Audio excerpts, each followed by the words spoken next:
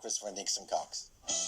Talk to Joe on 1850 715 815. And John Brennan mentioned resignations. Well, Mick Mulvaney, who's he used to be Chief of Staff, wasn't he, for Trump, and then he was appointed envoy to Ireland or Northern Ireland.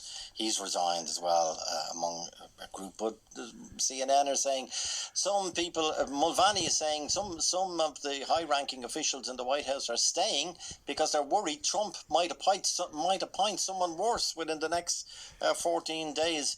John is in Cork. John, your fellow Corkonian Simon Coveney didn't hold back when he said that this lay at the feet of the American president. Should President, or indeed former President Trump, be welcome to Ireland? Obviously, Joe, he's not going to come now at this stage where he's actually sitting president. He has very little time left. But if he comes after that, he is quite welcome. He is Dunbeg. He has his own private golf course here, right? It's a business venture. He is quite entitled to come like any other American citizen. The fact that he's a former president at that stage has got nothing to do with it. Okay, you will have to need some security, but I don't believe you need to pull out all the stops we had the last time. And I put my cards on the table. I believe that only for the pandemic, Joe, I think, and the way he handled it or didn't handle it, and the stupid comments he made, and the way he just went completely crazy on it, I mean, he came across like as an idiot at times, and I had great time for him. I believe only for that, because the economy was flying, I think we would now be talking about the incoming President Trump for a second term. I firmly believe that. I have great admiration for the man for the simple reason, unlike for Simon Coveney and Micheál Martin and our own president, I mean, he signed an abortion bill into law. Micheál Martin promoted it. So did Simon Coveney. Donald Trump is pro-life. He did his best to roll back what he could as regards abortion. I believe if he got another 4 years, we could have seen the end of Roe versus Wade. Because just like going back to Ronald Reagan's one of the famous quotation was, and you know he was a Republican as well, and he said, isn't it amazing? He said that all those, he said, that are pro-abortion are alive. Just think about that now. Okay, I take it. I see that point.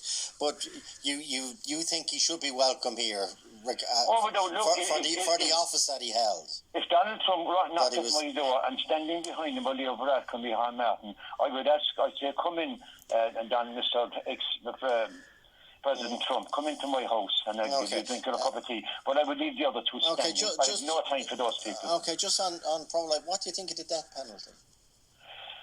What the death penalty? Look, life imprisonment. I mean life imprisonment. You've dealt with some harrowing cases over the years there, Joe. I've been listening to you for a long time. And there's people walking around this country at the moment who should not be walking around. If you kill somebody, you should forfeit your own life by staying inside in jail. But the death penalty, no, then I wouldn't go there. But Trump is, you say he's so pro-life. He's signed execution warrants for more people are on death row than any other president, and he's about to sign a death warrant for a woman who committed a horrific crime, by the way. Yeah. But a woman who's been on death row for nearly 30 years, and she'd be the first woman to be executed since 1957. You see, that's not very pro-life, is it? No, I'll just get to it now if you allow me. Obviously, he's the president. It's a different jurisdiction. In some states, they have it. He can sign the order on it. He can commute. But he could. But if you're saying to me that someone, like, and according to President Trump, if he signs the order, right, someone that committed a horrific crime, you can't compare life with an unborn child that has harmed nobody. Okay. Well, life is life. So okay, John, stay there. Ruth Walsh. Ruth, you're listening to John Brennan and Christopher Nixon Cox. Ruth, what do you think about welcoming President or former President, he'd still be called President Trump, to Ireland? Good afternoon, Joe. First I want to say that I thought the American contributions were absolutely excellent. I learned a lot from them, and it was great to hear such balanced viewpoints after the horrific scenes we saw on Capitol Hill. It was really, really disturbing to see what happened. My own view of Trump is that obviously as an ex-president he's going to be entitled to a certain amount of suppose, security. But what I would like to say is I think we need to make a moral stance now. And I would hate to see in the future any official functions of any of our, whoever happens to be Taoiseach or Tánaiste or President, or indeed our President, who would have very strong views, I'm sure, on the subject, meeting him in any official capacity. I mean, that time he was in, that he hopped over from France, after the official commemorations for the World Wars. He cost us a fortune. Well, he cut short his visit in France, as you know. He didn't go to the American cemetery because it was raining. He was subsequently recorded, or warned a number of people who were present with him in the room. He said they were losers, the American veterans who were buried in that cemetery. But anyway, that didn't seem to damage him all that much either. So, look, would you protest if he came to Ireland, Ruth, or would you be bothered? Oh, no, that's a big question. I mean, I would certainly maybe stand in a silent protest if I felt he was being looked after at an official level. I personally would imagine that we're quite adept at that kind of thing, really. And I think there would be very, as John Brennan said, there are ways and means of sending out messages. And I certainly would not, do go out and create a scene over this, but I would think we should show a certain coolness to the man. This is no reflection on the people who are working in his golf club. They obviously, I'd like them to hold on to their jobs. But I still lament over the sight of Michael Noonan at the bottom of the plane in Shannon, welcoming him before he was president, and we had the harpist. And I mean, we were in a recession, but it was really quite debasing to watch that formal reception he got that time. It just verged on. Well, how did you feel? Now, I know he was president. How did you feel at the press conference in Shannon, where he seemed to think that Northern Ireland was part of the Republic?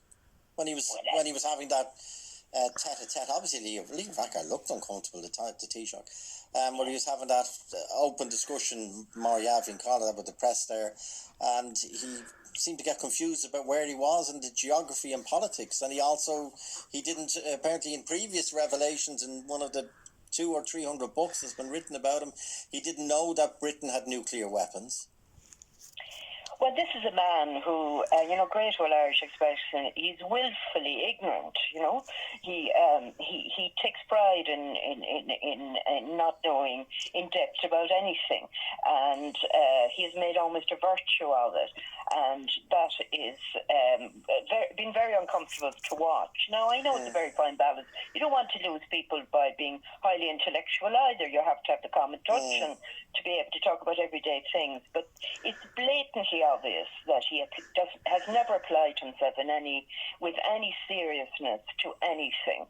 And but 73.5 million Americans voted for him last November. Well, that is true, but I would say some of them are squirming today after what they saw as, was it John Brennan, said about moderate Democrats and moderate Republicans will be very put out at the sight of what happened to their Capitol Hill. Stay with us, Ruth, now. I appreciate you've been holding a long time. Joseph is in Cork. Joseph, please. You there, Joe? Joseph. Okay, quick break and we get Joe. Talk to Joe. Talk to Joe on 1850 715 815. 51051, my chance. Joseph is in Cork. Joseph, the platform is yours. Go ahead. Hi, thanks, Joe. Sorry about the confusion there. I suppose for me, it's I could never really understand why people were so against Donald.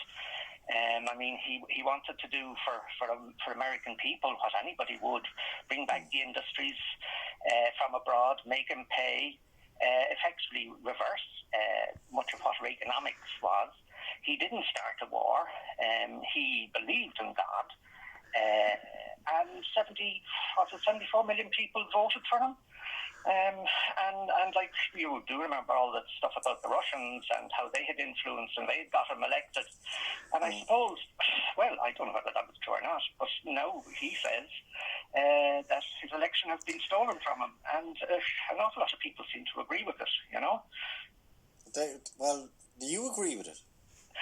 I'm willing to agree with it. Yeah. And what evidence have you heard that's convincing? I have heard quite a lot. In some of their constituencies, there has been more votes cast than there were actually people on the voters list. There's been loads of evidence of people being ahead, counting apparently stopping, and then the next morning. But there've been 80 between federal and national. There've been 80 court cases. Yeah, and every one of them, without exception, has been thrown out. In some cases by judges of a Republican hue, i.e. appointed by Republican federal governments or national governments. But 80 court cases. Yeah, but then, you know, I mean, we've had some, to quote one of your colleagues, but not there, but Vincent Brown, it's funny how legal advice often favours the rich. And but what does that mean in this context? Well, what I think it means is, so you can trust nobody, basically. I would always look to see where they were coming from. So nobody can make a fair. There's no such thing as a fair. There's no such thing as an unbiased person. I understand that. I'm not that naive, no matter what your role is. Yeah. But if somebody looks at the facts that are presented in a court by both sides, marshalled, argued, counsel, lawyers, different infrastructure in the States, but usually lots of facts and figures thrown left, right and centre and argued, and then a court makes a decision, be it a one person or a much larger gathering, and every single one of them has said the election was not fraudulent, including when he was sacked for his sins, including the security consultant appointed by Trump, who was in charge of all the IT, and he said the election, there's never been a safer and more secure election, and for that admission he was sacked. Yeah, but see, an awful lot of people, Joe, disagree with that. An awful lot of people. But I know that. But this is Trump's line, isn't it? We know, his line is, "We know a lot of people know." In other words, he's saying the rest of you are liars, liars, which is a funny way of arguing. But because you believe a lot of people believe it, doesn't make it true. It doesn't. But the problem is that people do believe it, and the problem is some people. Yeah. But you see, the problem is we have seen such, shall we say, bias, particularly in our media, against Trump, and it goes back years and years. If you look at the films you were brought up and I was brought up with, any of the southern ones, they always portray the southern guy as some kind of a lunatic, a really nasty guy. But my experience from the States, and I spent quite a lot of time there, is that our view of the States is very, very misunderstood, Mm-hmm. And I'm not sure. I am just not sure, and I am willing to believe that possibly all is not as it seems. And are you generally, and this is not a pejorative phrase, are you genuinely sceptical? But there's a healthy skepticism and there's an unhealthy skepticism where you won't believe anything. Everything is a conspiracy. Okay, I take your point. I'm just thinking about, we had an election a while ago and people voted for change, and what happened? We had the same again. But change, hang on. Change wasn't written on the ballot paper. We want to go into that now. Change. There was no X on the ballot paper saying, "Do you want to vote for change?" We live in a PR democracy, a parliamentary democracy, and that's the way the cards fell at the end in terms of votes for different political parties, and then they all said about gaming each other and see who would go into coalition, but. Your idea of change might be someone else's idea of conservatism.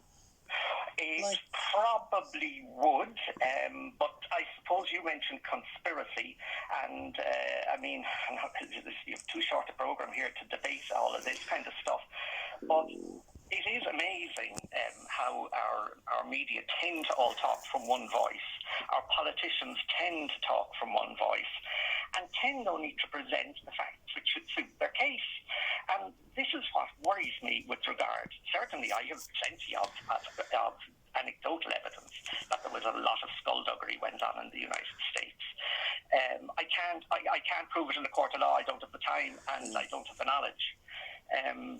But it's a sad day, Joseph. It's a sad day that a man who has tried to change the world, who has tried to change the States, and I do believe he loves the United States, and he has been, I suppose, to use Bertie Ahern's phrase, hounded from office. Again, I don't. That's just a phrase, isn't it? He was. He was defeated in an election. Well, an election that's calibrated by state because of the electoral college, an election where he had the benefit of all the trappings of the incumbent, being an incumbent. Now you're saying you don't believe he was defeated. You've no basis for that apart from what he says. Yeah, and he will go on the circuit now. He will go on the circuit and he will argue on every chat show for a very high fee that the election was stolen from him, and it'll just go on. You say the programme isn't long enough. My life isn't long enough to be listening to that story that the election was stolen. He's possibly in a better position to know that than we are. That's just a notion that comes to mind. But he's a more vested interest in saying it than any of us on the planet because of what, among others, John Brennan says. Yeah, he doesn't take any fee, as far as I know, and I don't think he needs it. No, he doesn't. Okay, I'll take that point. Are you? You don't believe our election was flawed? No, how would we say? Not the actual process, no, but media treatment of, because obviously exposure is through the media, and if media treats people in particular ways, and an awful lot of people just listen to mainstream programs and make the decisions based on that, so in that sense there's certainly a lot of influence brought to bear. In what way? Well, people are pushed in particular areas, like, we have debates, and then the debates we really don't have the debate at all. And who are they biased against? Okay. Well, they would have been originally biased against Sinn Féin, I would have thought, and they'd also be very much biased against people like Aon Cú. Anybody who would be. Now, do you mean bias in terms of the actual arguments, or bias because there can't be bias, especially on the national broadcaster? There can't be bias in terms of time, especially during elections. Well, what I do know. Aon Cú was 1 TD. Yes. What I do notice is that in programmes of a slightly controversial or current affairs nature, you might often have maybe two panellists against one panellist, or even two panellists, which, I mean, it's regular. You can look it up yourself. The reason we can look it up ourselves is that the political parties, if for example, a programme like Saturday View, whatever, where you do have, or late debate where you do have politicians, they do calibrate, they do measure, and they do come on of all political parties and say, listen, it's our turn. We haven't been on A, B, C, D. Everyone watches that. So I don't. Nobody's above reproach in the world we live in. But it's calibrated. I don't necessarily agree with you on that one, Joe. No, but I mean, what I'm saying is, none of us are beyond sinning. I know that. Oh, yeah, absolutely, and making stupid mistakes and doing things that are ill-judged or not thought out. But anyway, I'm Joseph. Can I ask you about the lockdown? So.